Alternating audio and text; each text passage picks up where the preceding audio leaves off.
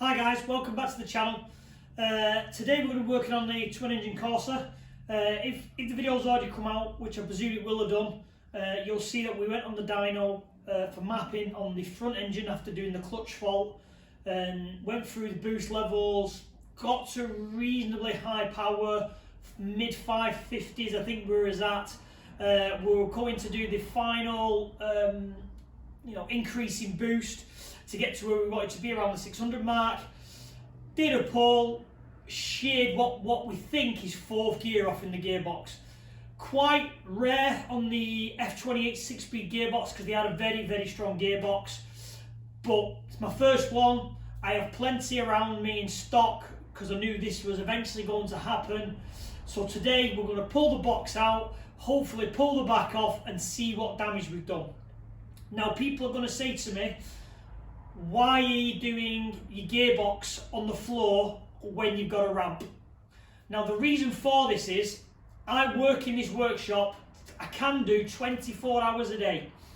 So some of the times when the other half is watching Coronation Street EastEnders, I feel I'll go out in the garage and I'll do a quick hour, quick 2 hours, get some work done, start progressing. So when it's 9-10 o'clock at night, sometimes you don't have an extra pair of hands to lift up the gearbox to put it back on. So when I do it on the floor, I feel it's a little bit easier on your own because I can put it on the trolley jack, work it up, slide it in and out. You'll see it on a later video when I put it in, but that's the reason why for doing it on the floor. So yeah, watch this space. We'll do a bit of a time lapse. Let me know if you like the time lapse or it's a bit boring. Keep giving me feedback on these vlogs, guys, because again, I don't know what I'm doing. I'm winging everyone. Let's see where this one ends up, and fingers crossed we'll have some answers of what's going on with this gearbox. Cheers, guys.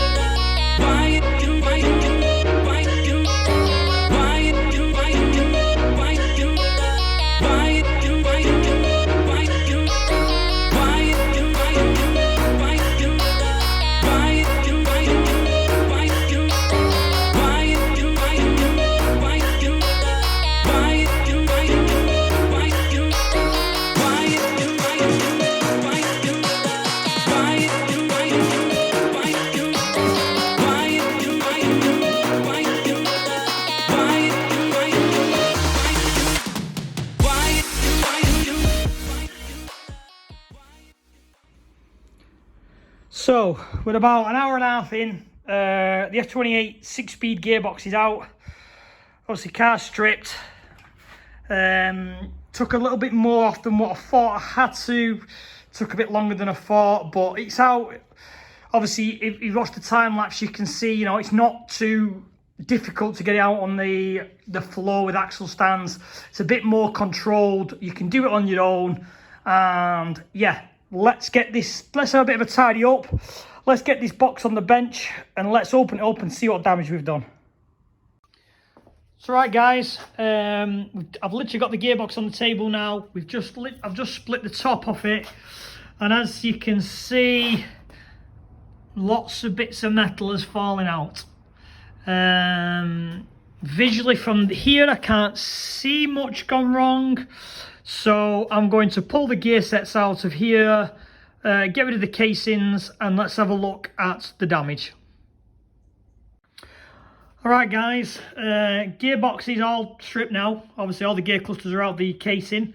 And as we can see, damage on that tooth and this one is completely stripped. Everyone. So plan is from here is obviously to get another gearbox out of stock, take the gear cutters out of them, swap the gears over, and off we go. So finishing off the video, people are going to have questions. Why don't I simply just get a new gearbox and put it in the car? The reason why I don't choose to do that is F28s are very old gearboxes. They're very rare, hard to come by at the moment. And over the past 10-15 years of building the car, I always bought any that came up. So back in the day, they were probably £150, £200. Nowadays, they're around £750 plus. Now that means I have probably 12 to 13 spare gearboxes. And I will say over the past 10 years of collecting them, I don't know whether they're any good, I don't know any problems. I literally just bought them thinking, if I get a problem with my gearbox, I've always got spares sat there, hence collecting them as we are. Now, the F28 has a common problem with synchros, which to layman's terms is, when you go in gear, it crunches.